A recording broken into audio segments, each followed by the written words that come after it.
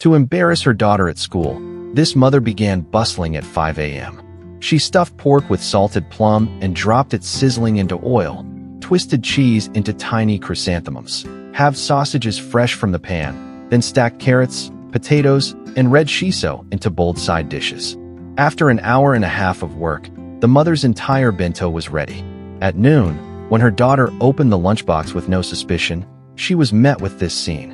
It turned out to be a super cute Little Red Riding Hood world, the kind of bento you'd expect a kindergarten kid to bring, not a high schooler. Shuangye's usual cool and mysterious persona completely collapsed in that instant. Exactly the reaction her mother was aiming for.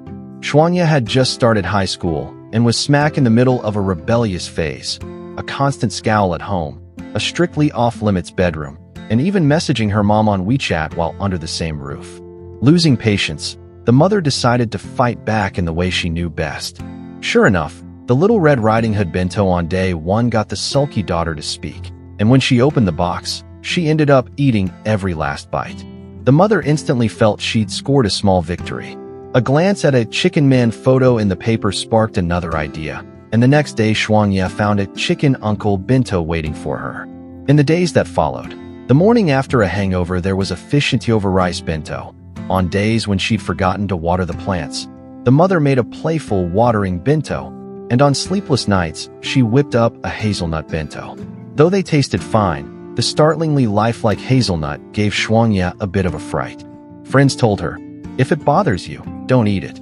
But Shuangye wasn't the type to back down easily. "Let's see who can last longer," she thought. And sure enough, before long the mother's inspiration ran out. One morning she woke up, and it was already 7:30. She rushed to Shuangye's room to wake her and, in a hurry, wrapped 2 rice balls and shoved them into her hands. Shuangye flashed an almost wicked little smile. Watching her daughter bounce off proudly, the mother realized she'd been outplayed, and at that moment the older daughter, Rui, offered a suggestion. The next day Shuangye's lunch looked different. Now the whole class knew she didn't wash her dishes at home. Even the old grandmother on the walk home scolded her. "You should still wash your plates." This time Shuangye was truly embarrassed, so that evening, after dinner, she went and washed her own bowls and chopsticks. Mothers who watched the videos took note and learned the trick. But the mother wasn't happy just to make her daughter ridiculous. Since her husband died in a car accident, she'd been working non-stop to raise the 2 children and often relied on her elder daughter to look after Shuangye. Rui was easier to handle, open, understanding, sympathetic to their mother's hardships. But Shuangye, having lacked parental presence growing up, showed a particularly strong rebellious streak. Besides guilt over her 2 daughters, the mother worried Shuangye might be suffering inside. Maybe, she thought, a daily attention-grabbing bento would get Shuangye talking to her more. Even if it only got complaints, the mother kept at it. 2.5 years straight of prank bentos. One day a friend asked whether Shuangye planned to leave town. Only then did the mother realize she didn't know what Shuangye intended after graduation. The next day, and typical of teenagers, yes, those questions can be annoying. Most of the girls had already decided their future paths.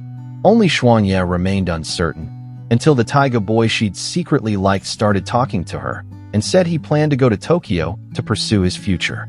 A bit love-struck, Shuangye set her sights on Tokyo too. That day, the taiga boy told Shuangye he would be leaving the next day to go to Tokyo for the National High School Taiga competition. Although Shuangye pretended to be reserved, her friends saw right through her and suggested she make a cute cartoon bento to give him. She swore she wouldn't accept anything, but that night she still went to her mother for help. The mother immediately understood. She'd seen Shuangye staring dreamily at the boys retreating back and had even urged her to confess. Back then Shuangye had been annoyed that her mother noticed her little crush. Now she was actually coming to ask for help. The mother was overjoyed. After a night of work, the confession bento was ready. But the next day, when Shuangye mustered the courage to deliver it, she discovered another girl had beaten her to it, and had even given the taiga boy a kiss. Shuangye felt like a joke and rushed away from the humiliating scene. The mother wanted to follow and comfort her, but an ill-timed phone call came through. Shuangye had failed the interview at her target company. Hit with heartbreak and a job rejection at once, she completely collapsed. With food scattered on the floor, the mother's patience finally snapped. She went over and slapped Shuangye. That night Shuangya stayed at her sister's. Seeing the omelette rice her sister made, she wondered, "Why do we always eat omelette rice whenever I come here?" Her sister said wistfully, "At the end of the month we used to eat omelette rice. Money was tight, and we'd make something from the leftovers." Only then did Shuangya suddenly understand. All these years she'd blamed her mother for not being there. But had she ever considered how hard things were for her mother? This time, eating her mother's prank bento, Shuangya smiled happily. The two reconciled, and Shuangya grew up a little. She told her mother she would still try for Tokyo, not for anyone else, but for herself. She finally got a valuable interview opportunity.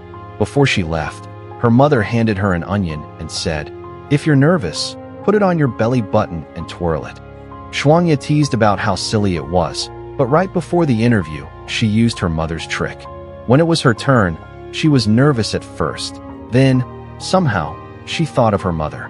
Since starting high school, her mother had put so much effort into making prank bentos. Classmates always gathered, expecting surprises. Each time she opened the box, she felt annoyed. Yet it was those day after day attention-grabbing bentos that quietly helped her find direction. Her nerves faded, and she spoke to the interviewers with confidence. During the rest of her school days, the mother kept making prank bentos. Job success, bentos. Bentos cooked by the three of them together, and even bentos for when the three watched a sunrise together.